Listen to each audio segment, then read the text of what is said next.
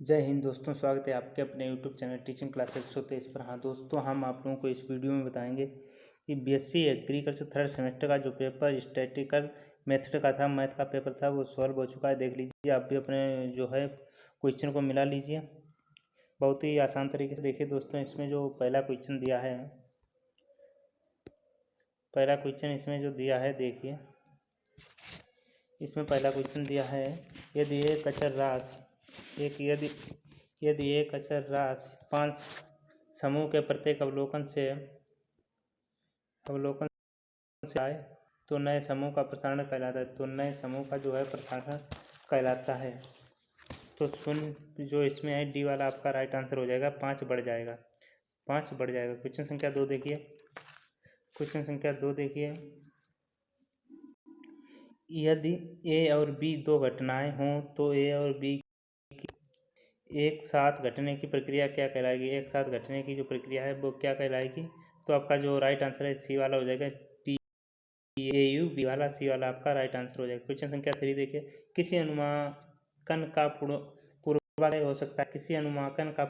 हो सकता है।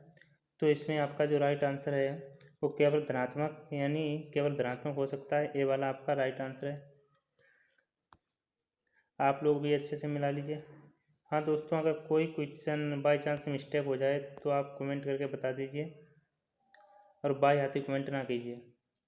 देखिए क्वेश्चन 4 है, कंटीजेंसी टेबल के लिए काई वर्ग का स्वतंत्र कोड दिया जाता है। तो इसमें आपका हमारे हिसाब से जहाँ तक इसका राइट आंसर 100% तो सही नहीं है, पर इस जहाँ तक है डी वाला राइट आंसर हो सकता है। डी वाला राइट आंसर आपका हो सकता है। क्वेश्चन संख्या अगला देखिए। क्वेश्चन संख्या अगला देख लीजिए। क्वेश्चन संख्या अगला देखिए। यदि दो चरों के बीच सहसंबंध गुणांक शून्य हो तो क्या करेंगे? तो इसका जो राइट आंसर है वो आप लोगों को बताना है। तो इसमें जो आपका राइट आंसर है, चरें हैं स्वतंत्र होंगी। चरें कैसी होंगी? स्वतंत्र। आपका ये राइट आंसर हो जाएगा। देखिए अगला यहाँ पे आइए, अगला क्वेश्चन देखिए। सांख्यिकी परिणाम है। सांख्यिकी परिणाम है तो सांख्यिकी परिणाम किसका है? क्वेश्चन संख्या 6 में पूछा गया सांख्यिकी परिणाम है। तो इसमें जो आपका राइट आंसर हो जाएगा सी वाला औसतन सच आपका सी राइट आंसर हो जाएगा। क्वेश्चन संख्या 7 देखिए। निम्नलिखित में से कौन सा फैलाव का माप है? क्वेश्चन संख्या 7 में कहा गया है कौन सा फैलाव का माप है। तो इसमें जो है राइट आंसर फैलाव हो जाएगा। फैलाव का माप फैलाव है। क्वेश्चन संख्या 8 देखिए। सांख्यिकी संबंधित है। सांख्यिकी किससे संबंधित है? तो सांख्यिकी किससे संबंधित है? गुणात्मक जानकारी से और मात्रात्मक जानकारी से। हमारे हिसाब से इसमें सही आंसर तो नहीं मिला है, पर इसका जो राइट आंसर है वो सी वाला हो सकता है, सी। अगला देखिए क्वेश्चन संख्या 9। देखिए। पूर्ण गणना पर आधारित एक अध्ययन को कहते हैं सेंसस सर्वेक्षण कहते हैं। आपका जो राइट आंसर है सी हो जाएगा। क्वेश्चन संख्या 10 देखिए। किसने कहा कि सांख्यिकी अनुप्रयुक्त गणित की शाखा है जो डेटा में विशेषज्ञता रखती है? आर ए फिशर ने। किसने कहा? आर ए जो फिशर है वो आपके राइट आंसर हो जाएगा। राइट आंसर हो जाएगा। क्वेश्चन संख्या 11 देखिए। वर्ग अंतराल को मापा जाता है। वर्ग अंतराल को किससे मापा जाता है? तो वर्ग अंतराल को ऊपरी और निचली सीमा का अंतर के द्वारा मापा जाता है। आपका जो राइट आंसर है डी वाला राइट आंसर हो जाएगा। क्वेश्चन संख्या 12 देखिए। निम्नलिखित में से कौन सा एक आयामी आरेख है? तो दंड आरेख है। क्या है? दंड आरेख आपका आयामी आरेख से। क्वेश्चन संख्या 13 देख लीजिए। हिस्टोग्राम का उपयोग तभी किया जा सकता है जब वर्ग अंतराल में बारंबारता बराबर हो। हिस्टोग्राम का उपयोग तभी किया जाता है जब क्वेश्चन संख्या 13 में पूछा गया। आपका जो राइट आंसर है ये वाला हो जाएगा। वर्ग अंतराल में बारंबारता बराबर होती है। वर्ग अंतराल होता है उसमें जो बारंबारता होती है वो बराबर होती है। क्वेश्चन संख्या 14 देखिए। क्या है? बहुलक उस पद का मान होता है। बहुलक किस पद का मान होता है? जिसकी बारंबारता सबसे अधिक हो। बहुलक में जिसकी बारंबारता सबसे अधिक हो। ये आपका ऑप्शन सही हो जाएगा। क्वेश्चन संख्या 15 देखिए। निम्नलिखित में से कौन सा केंद्रीय प्रवृत्ति का मान हो? क्वेश्चन संख्या 15 में कहा गया है निम्नलिखित में से कौन सा केंद्रीय प्रवृत्ति का मान है? डी आपका जो राइट आंसर है वो सही हो जाएगा। क्वेश्चन संख्या 16 देखिए, यदि विचलन गुणांक 40% माध्य बराबर 5 तो मानक विचलन हो जाएगा। तो मानक विचलन कितना होगा? जो आपका राइट आंसर है वो 8 हो जाएगा। बी आपका जो है राइट आंसर हो जाएगा। क्वेश्चन संख्या 17 देखिए, यदि दो प्रेक्षणों 20 और -20 हैं तो उनका अंकगणितीय माध्य कितना होगा? तो अंकगणितीय माध्य जो है वो 0 हो जाएगा। आपका जो राइट आंसर हो जाएगा ए, ऑप्शन संख्या ए आपका राइट आंसर हो जाएगा। क्वेश्चन संख्या 18 देखिए, प्राथमिकता मान ले सकती है। प्राथमिकता मान ले सकती है तो किसका प्राथमिकता मान ले सकती है? मतलब बी वाला आपका जो राइट आंसर हो जाएगा। 0 से 8 प्राथमिकता मान ले सकती है। क्वेश्चन संख्या 19 देखिए, प्रायिकता इस तरह से व्यक्त की जाती है। प्रायिकता किस तरह से व्यक्त की जाती है? प्रायिकता किस तरह से व्यक्त की जाती है? क्वेश्चन संख्या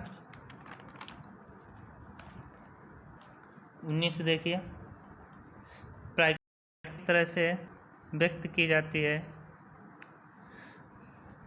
तो प्रायिकता है आपकी क्वेश्चन संख्या 18 का जो राइट आंसर है देख लीजिए। क्वेश्चन संख्या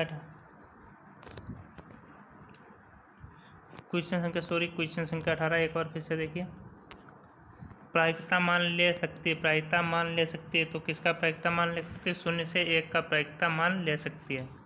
0 से 1 का। क्वेश्चन संख्या 19 देखिए, प्रायिकता इस तरह से व्यक्त की जाती है। प्रायिकता किस तरह से व्यक्त की जाती है? अनुपात, प्रोपोर्शन, प्रतिशत, यानी तीनों मिला के उपरोक्त सभी आपका जो राइट आंसर है उपरोक्त सभी। क्वेश्चन संख्या 20 देखिए,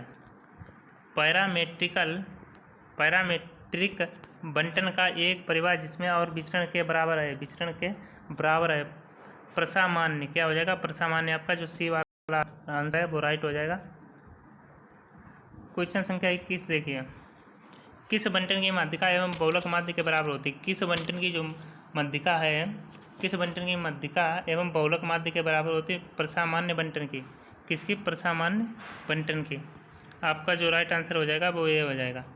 क्वेश्चन संख्या 22 देखिए, स्वतंत्र कोटि संबंधित है। समूह के स्वतंत्र प्रेक्षणों की संख्या से। समूह के स्वतंत्र प्रेक्षणों की संख्या से। क्वेश्चन संख्या 23 देखिए, सामान्य सहसंबंध गुणांक का प्रतिशत। सामान्य सहसंबंध गुणांक का प्रतिशत -1 से 1 तक, प्लस का 1 तक। क्वेश्चन संख्या 24 देखिए, क्वेश्चन संख्या 24 देख लीजिए, प्रोडक्ट मोमेंट सहसंबंध का विचार किसके द्वारा दिया गया था? किसके द्वारा दिया गया था? आर.ए. फिशर के द्वारा, फ्रैक्रिस गाल्टन के द्वारा, स्पीयरमैन के द्वारा, तो कार्ल पियर्सन के द्वारा। किसके द्वारा दिया गया था? आपका जो राइट आंसर हो जाएगा डी राइट आंसर हो जाएगा। कार्ल पियर्सन के द्वारा दिया गया था। क्वेश्चन संख्या 25 देखिए, सहसंबंध गुणांक की इकाई क्या है? सहसंबंध गुणांक की इकाई क्या है? तो इनमें से कोई नहीं है आपकी सहसंबंध गुणांक की इकाई। क्वेश्चन संख्या 26 देखिए, स्कैटर आरेख विचार देता है। क्वेश्चन संख्या 26 में पूछा गया स्कैटर आरेख विचार देता है तो डिस्ट्रीब्यूशन ऑफ रिसर्च का। क्वेश्चन आंसर संख्या सी हो जाएगा। क्वेश्चन संख्या 27, समाश्रयन शब्द पेश किया गया था। सर फ्रैंकिस गाल्टन के द्वारा। आपका जो राइट आंसर हो जाएगा बी हो जाएगा। क्वेश्चन संख्या 28, यदि सहसंबंध गुणांक इतने के बराबर हो तो समाश्रयन की रेखाएं होंगी। समाश्रयन की रेखाएं कितनी होंगी, कैसी होंगी? तो समांतर रेखाएं होंगी। समाश्रयन की समांतर रेखाएं। क्वेश्चन संख्या 29 देखिए, समाश्रयन रेखा y बराबर अल्फा प्लस बीटा x में बीटा को कहा जाता है। तो बीटा को क्या कहा जाता है? तो इसमें जो आपका राइट आंसर हो जाएगा रेखा अवरोधन कहा जाता है। आपका बी राइट आंसर है। क्वेश्चन संख्या 30 देख लीजिए, परीक्षण के तहत परिकल्पना है शून्य परिकल्पना। कैसी परिकल्पना है? शून्य परिकल्पना। सी आपका राइट आंसर। क्वेश्चन संख्या 1, सार्थकता स्तर प्रायिकता है तो टाइप 1 गलती, जो आपका राइट आंसर हो जाएगा ए। क्वेश्चन संख्या 32 देखिए, छात्र के टी परीक्षण का आविष्कार किया था W.S. गोसेट ने। क्वेश्चन संख्या आपका राइट आंसर डी हो जाएगा। क्वेश्चन संख्या 33 देखिए, जब समष्टि मानक विचलन ज्ञात हो तो HO म्यू बराबर म्यू BS H1 म्यू शून्य के लिए उपयुक्त है। तो Z परीक्षण क्या उपयुक्त है? Z परीक्षण।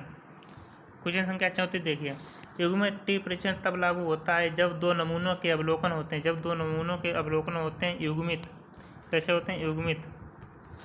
क्वेश्चन संख्या 35 परिकल्पना है इस समष्टि प्रसरण एक निर्दिष्ट मान है तो इसकी जांच की जाती है।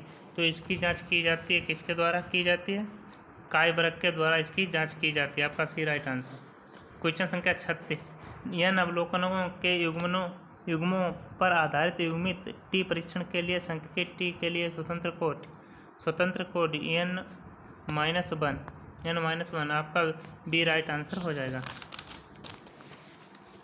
क्वेश्चन संख्या 37 देखिए, सांख्यिकी का प्रसार है शून्य से अप्रभाषित तक प्रसार है। क्वेश्चन संख्या 38 विचरण का विश्लेषण उपयोग करता है यह परीक्षण के द्वारा। किसके द्वारा? यह परीक्षण के द्वारा। क्वेश्चन संख्या 39 चार वर्गों के साथ एक बहुपदीय वितरण में अल्फा स्क्वायर वर्ग के लिए स्वतंत्र कोटि है। तो इसमें जो मतलब इसका है चार वर्गों के साथ एक बहुपदीय वितरणों में अल्फा स्क्वायर वर्ग के लिए स्वतंत्र कोटि है। इसका जो राइट आंसर जहाँ तक है 70% तक सही ये वाला हो सकता है। इसका आंसर जो मेरा नहीं, बहुत सारी किताबें में देख लिया तो इसलिए तो टाइम लग गया है वीडियो बनाने में। कंटीजेंसी टेबल हो सकता है। तो कंटीजेंसी टेबल हो सकता है बहुआयामी। कैसा होता है? बहुआयामी। आपका जो राइट आंसर है डी वाला राइट आंसर हो जाएगा, बहुआयामी। क्वेश्चन संख्या 41 देखिए, कई सामान्य समष्टि माध्यमों की समानता की परीक्षण किसके द्वारा किया जाता है? टी परीक्षण के द्वारा। किसके द्वारा? टी परीक्षण के द्वारा। विचरण का विश्लेषण सांख्यिकीय विधि है जिसमें कई समष्टि की तुलना करते हैं मानक विचलनों की। किसकी तुलना करते हैं? मानक विचलनों की। आपका सी राइट आंसर हो जाएगा। क्वेश्चन संख्या 43 देखिए, आप यह निर्धारित करने के लिए क्या उपयोग करेंगे कि आपके स्वतंत्र चर के सभी स्तरों के जाएं या नहीं? तो इसमें जो आपका राइट आंसर है देख लीजिए। तो इसमें हम करेंगे पोस्ट ऑफ परीक्षण। क्या करेंगे? पोस्ट ऑफ परीक्षण। आपका जो राइट आंसर है डी हो जाएगा। क्वेश्चन संख्या 44 देखिए, पूर्ण यादृच्छिक की विकल्पना ज़्यादातर में उपयोग किया जाता है। तो किस में उपयोग किया जाता है? पाठ प्रयोग में। किसमें? पाठ प्रयोग में। क्वेश्चन संख्या 45 देखिए, प्रायोगिक परिकल्पना है अभिकल्पना है। प्रायोगिक अभिकल्पना है तो किसकी है? प्रयोग की योजना, एक वास्तुकार की योजना, उपरोक्त सभी की योजना है। आपका डी राइट आंसर। 46 देखिए, लोकल कंट्रोल बनाए रखने के लिए एक उपकरण है। लोकल कंट्रोल बनाए रखने के लिए आपके लिए एक उपकरण है। लोकल कंट्रोल ब्लॉकों के बीच एक रूपता में भी ब्लॉकों के बीच में भी बनाया जाता है और ब्लॉकों के भीतर एक रूपता में। तो इसका जो जहाँ तक आंसर है वो सी वाला आपका राइट आंसर हो जाएगा। अगर आप लोगों को भी कमेंट पता हो तो कमेंट में बता दीजिए। सी वाले का राइट आंसर 46 का। प्रयोग में यादृच्छिकरण समाप्त करने में मदद करता है। प्रयोग में यादृच्छिकरण समाप्त करने में मदद करता है। तो क्या मदद करता है? 47 का जो राइट आंसर मानव पूर्वाग्रह आपका ये राइट आंसर हो जाएगा। क्वेश्चन संख्या 48 देखिए, प्रयोग में पुनरावृत्ति का अर्थ है। प्रयोग में पुनरावृत्ति का अर्थ है किसी प्रयोग में उपचार कितनी बार आता है। किसी प्रयोग में उपचार कितनी बार आता है। क्वेश्चन संख्या 49 देखिए, एक यादृच्छिकरण अभिकल्पना है। एक यादृच्छिकरण अभिकल्पना है दो तरह का वर्गीकरण। किस तरह का? दो तरह का वर्गीकरण। क्वेश्चन संख्या 50 देखिए, एक यादृच्छिक ब्लॉक डिजाइन के फीड लेआउट में ब्लॉक किस दिशा में बनाते हैं? उर्वरकता प्रवणता के समांतर। ये ऑप्शन सही है। क्वेश्चन संख्या 51, चार ब्लॉकों और 5 उपचारों के साथ एक यादृच्छिक ब्लॉक डिजाइन में त्रुटि का स्वतंत्र कोटि है। त्रुटि का जो स्वतंत्र कोटि है वो क्या हो जाएगा? तो इसमें इसका जो राइट आंसर है ये इसका राइट आंसर नहीं मिला। अगर आप लोगों को पता हो तो कमेंट में बता दीजिए। क्वेश्चन संख्या 52 देखिए। स्थापना बगैर 4 इकाइयों की समष्टि से टू के सभी संभावित नमूनों की संख्या, सभी संभावित जो नमूने हैं उनकी संख्या क्या हो जाएगी? तो उनकी संख्या 6 हो जाएगी। आपका डी राइट आंसर। क्वेश्चन संख्या 53 एक नमूने में होता है समष्टि की सभी इकाइयाँ।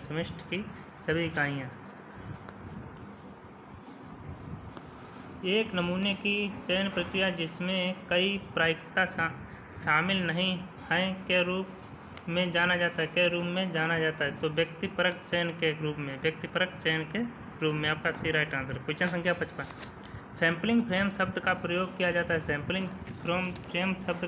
जाता है तो किसके लिए? समष्टि की नमूना इकाई की सूची के लिए। क्वेश्चन संख्या 56 देखिए।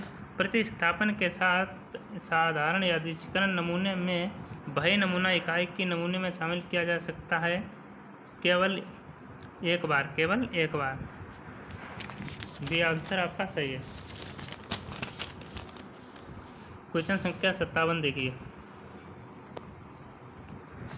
सैंपलिंग त्रुटि के अलावा सर्वेक्षण में त्रुटियों को कहा जाता है गैर नमूना त्रुटि।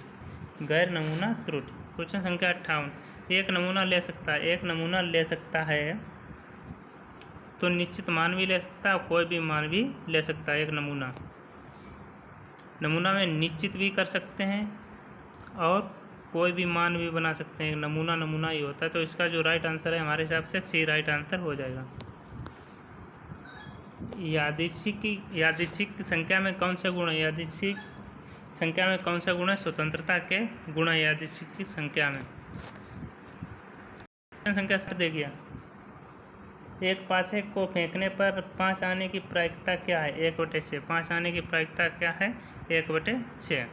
आपका जो राइट आंसर है ये वाला राइट आंसर हो जाएगा।